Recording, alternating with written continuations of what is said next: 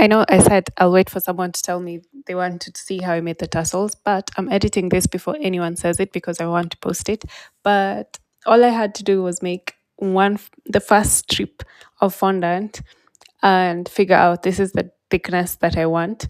And once I made that, the first one, I used that like a similar exact size to measure all the rest of them so they could all be equal. And by the time I was getting to this color, I filmed at the last possible time, like the last tassels I was making.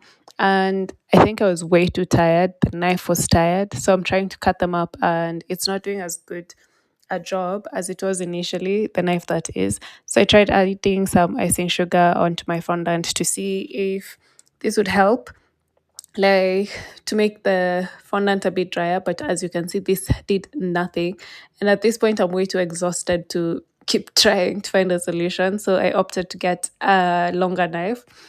And all I was doing was measuring with like my finger how high I want to cut. Like it's not all equal, but I knew once I roll them up, you can't really see. So I'm doing like 9 different cuts, and then on the 10th one, I cut. So there's like 10 hanging loose things. So again, do like 1, 2, 3, 9, and then on the 10th one, you cut from the top. So you have like 10 dangly things. So for each color, I was making 5 tassels, although I did only end up using 4. I think 4, yeah, 4 for each.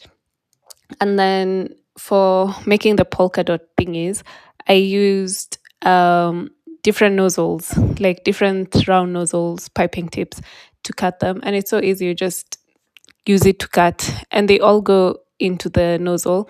So I did like 10 of each size and color so that I'm not like repeating myself when I start sticking stuff to the cake.